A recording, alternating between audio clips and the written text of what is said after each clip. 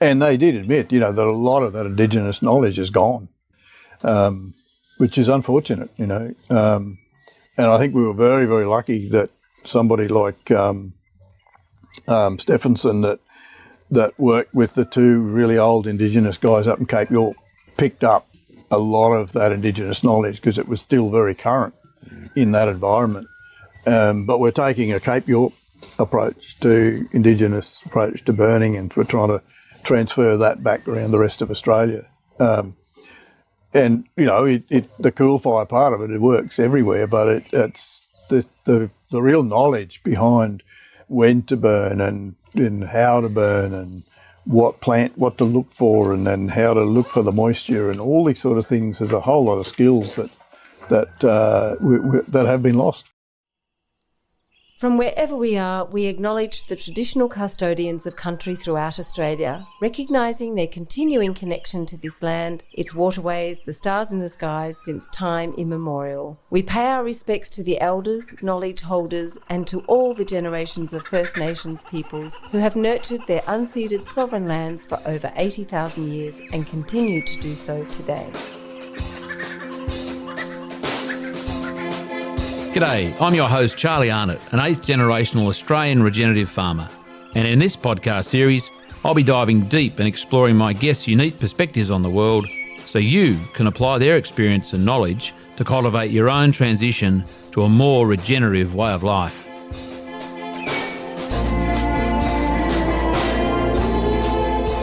Welcome to the Regenerative Journey with your host Charlie Arnott.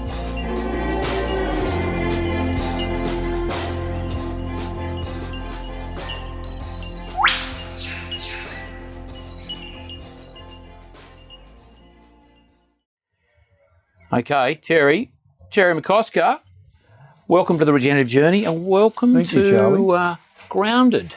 Thank you. Grounded here at Fat Pig Farm. And I know we won't need to go into it, but I know it was a bit of an arduous trip to get here, so we're pleased that you did get here.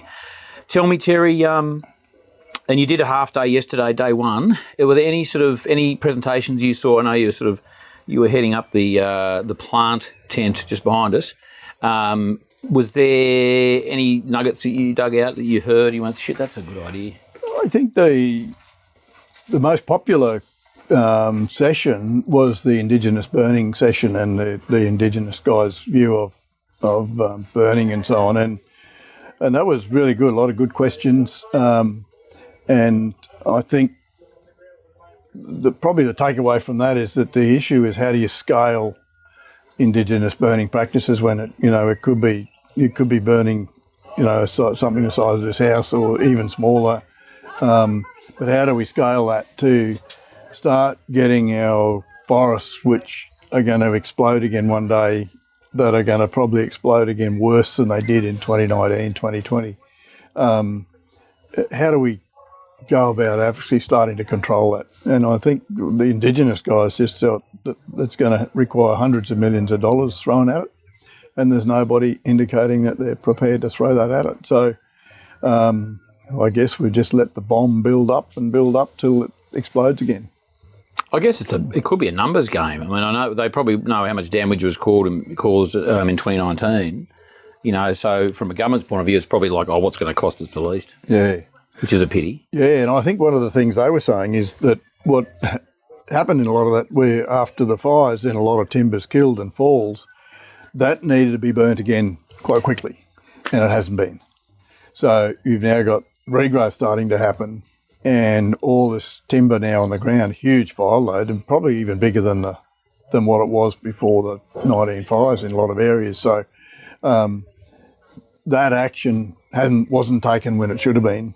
And whether that window's closed or not now, I don't know, but it's got to happen. And, we had some bad fires at home in the 2019 stuff, and I can see it where those fires were.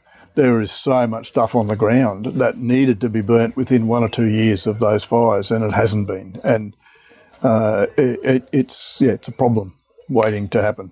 I didn't get to see that one or hear that one, but did they also talk about the burning of sort of vegetation, like, forests and so on, and control burning of that, but also the burning of like cropland or sort of grazing country as well? Do they was there a comparison between the two types, or the Yeah, there was questions about fire versus grazing. Yeah. Their preference was for fire because that's what the landscape has evolved at. But my view on that, and I voiced it in the session, is that Australia certainly evolved as a fire climax. But if you're grazing, then you actually need to graze it for a grazing climax, because we can have either a fire climax or a grazing climax. And our problem is that for the last 200 years, most of the grazing has been so wrong and so bad that we have neither. We have neither a fire climax nor a grazing climax. So if you're going to graze, then graze properly, so that you're developing a grazing climax. And that's quite possible. And that doesn't mean we have to take fire right out. And I think there's a lot of landscapes in Australia where we probably need a fire back through it at least every 10 years or so. But we need to know the purpose of that fire. When you come back with fire, what's the purpose? What are you trying to either create or stop? And I think we probably haven't thought about how to bring fire back into well-grazed landscape for what reasons, and when do we need to use it and how do we need to use it. So I think there's a lot to learn yet in that mix of grazing and fire. And do you think that poor grazing management has actually exacerbated the fire load and the climax of that the fires? Like it's actually been a double negative almost. I don't know that that's actually had an impact, because a lot of stuff that's overgrazed has no fire load in it. It can't burn. No. True. But the piece of information that I keep coming back to that I heard Christine Jones quote once, and that is that based on pollen records around Armidale, that eucalypt did not arrive into that area on the New England table until 20 years after white settlement, and then eucalypt pollen started turning up. No. Yeah, so it was open country. And by the time we got to 1900, it was solid eucalypt country. Monoculture. Yeah. Yeah. Wow. And so, and that was one of the comments that the Indigenous guys made. In their opinion, there was never this much eucalypt. And so because it can handle the fires, and it then outcompetes everything, and then its big impact in terms of fires is drying out landscape, so that you don't have a lot of opportunity for a cool fire, because it's taken the moisture out, and the fires you're going to get are hot fires, and it can handle that. So we're actually developing through, probably by taking fire out for too long in the scrub areas, in the forest areas, eucalypt monocultures that actually weren't there. We made it worse 200 years ago. So, well, essentially, we've sort of created that problem, haven't we? We've created a problem, and now we really don't know how to deal with it, and it's going to take a lot of money to do it. Which is interesting, because if that's the case, then our Indigenous brothers and sisters didn't have that problem to deal with when they were here, because there wasn't the load in the first place. Correct. I guess through management and through just the many years of management, but then we come along and screw it all up and then make the fire. So we can't necessarily expect them to come up with the solution to a problem that they didn't actually. That's correct. They're not familiar with, Yeah, that's right. And they did admit, that a lot of that Indigenous knowledge is gone, which is unfortunate, And I think we were very, very lucky that somebody like Stephenson that worked with the two really old Indigenous guys up in Cape York picked up a lot of that Indigenous knowledge, because it was still very current in that environment. But we're taking a Cape York approach to Indigenous approach to burning, and we're trying to transfer that back around the rest of Australia. And the cool fire part of it works everywhere, but it's the real knowledge behind when to burn and how to burn and what to look for, and then how to look for the moisture and all these sort of things. There's a whole lot of skills that have been lost, for sure. It's still really experimental, isn't it? Yeah, very much so. For everyone. Yeah. But we've got to change our white sort of dominating attitude to this, and stop just shutting up landscape and say, well, you can't touch it, that's a national park, or that's forestry or something, and therefore nobody shall touch it. It just goes backwards, doesn't it? Yeah. Terry, anything else that you sort of picked up and thought, oh, shit, I'll go home and, call someone, read a book, get excited about something else? I think I certainly want to go and read James Rebanks. Yeah. Rebank's books. But I think the real one that I've got to go and do is actually subscribe to Dan Kittredge's website and actually help support that work that he's doing. Bionutrient Food Association. That's it. Yeah. BFA, Bionutrient Food. And I think that is such important work. And to have only 2.5 people in the world working on it, and with volunteer money and so on, I think is an absolute crime. I didn't get the chance to talk to him about it, but I'd be very, very interested now that RFK is going to be in the health position in the US, and I know that he's got a massive link back into regenerative agriculture and the whole sort of food system. I think that with this new administration, and once he gets his feet under the table, you would think that there's much more opportunity now to fund that kind of work out of some of the health funding, and really that's where a lot of health funding should go. It's what's creating the diseases in the first place, and how do we fix that up rather than put so much health funding into treating the symptoms at the end of the day when it's too late. The Band-Aids. Yeah. Make sure you do have a chat with him about that, because I had a quick chat last night and he was pretty close to all that, literally to the appointment. Well, I guess it was potential appointment, but you have a chat with him, because there's other things at play. I think, good. No, make sure you catch up with him about that. From what I've seen so far, there's a lot organised that's going to come into play there. That's 180 degrees from where it's all been going. Yeah, I hope so. I think Dan might be a little more sceptical. Yep. Not because he doesn't want it to happen, because I think that as politics, the opposition. Opposition, but also what's happened since the election. What's happened behind closed doors, kind of thing. Right. So make sure ear to the ground about that. What a fascinating guy, though. He was just.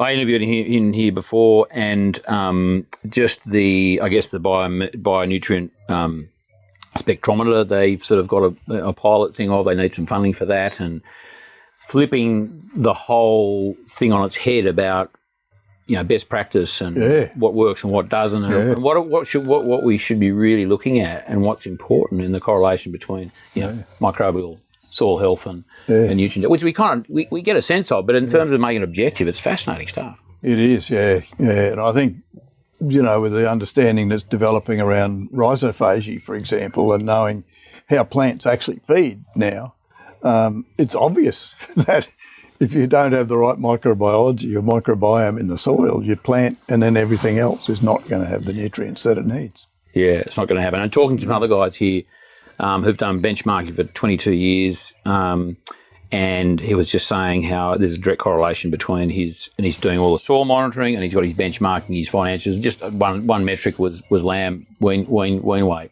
or sale weight, actually. Yeah. And over that period of time, it's gone from 18 to 20, 24, 26 kilos, at weaning or at sale, and that being a direct correlation with his soil health. It's fascinating stuff, and that's what we really got to start doing. Yeah. Terry, we might leave it there. Any other parting little? We want to talk about your next little your session. You're going to be chatting about carbon. We're going to be talking about insets versus offsets, and it's a controversial topic. Therefore, I love it. You love a bit of controversy. I do. You got any little snippets? Any direction you think you might end up taking it? Well, I take the farmer's side in this, and I think there are sides. There's the supply chain side, so you're talking, abattoirs, for example, McDonald's, right through the sort of food chain. They want farmers to say, well, I'll create this carbon and I'll put it away, etc., but I'll give that to you, or I'll sell it to you cheap back so you can use it through the supply chain. And, when the price of accus is $40, and you can sell that, it's a product that you've actually created through your own effort. And it's like, an acu is like a bag of wheat. Like it's a real product and has a real price. So why the supply chains would think that you're going to give that away. You know, the analogy I use, it's like Meatwork saying, well, I'll buy, you know, a couple of decks of cattle off you, but I want you to throw in a trailer load of wheat. You know, the extra bits. Yeah, because I need to feed them when I get to the feedlot. You know, so and give me the wheat. You know, and I think, or I'll give you a really low price for it, but that helps me in the feedlot. Yeah, and I think, but I can also understand the supply chain's point of view in that their concern is the emissions on farm are actually their scope 3 emissions. And so they have to either account for that or do something about it. And so the pressure is going to come on back into primary production. But I just don't think at the commercial end that it's been thought through well enough as to how that could work or should work. Well, we're all looking forward to that little powwow, Terry, a bit later on this afternoon. I'm going to leave it there before these dogs start barking. I did an interview there before, and the drone was up. Dogs everywhere. Let's break before we do that. Always wonderful to see you, Terry. We're so glad you got to come down here, and after a little sabbatical in the US, which is awesome. And all the best for the rest of the day. And we'll see you at 2 o'clock, 1 o'clock, 3 o'clock. 2 o'clock, I think. 2 o'clock. Yeah. Thanks, Terry. Thanks, Charlie.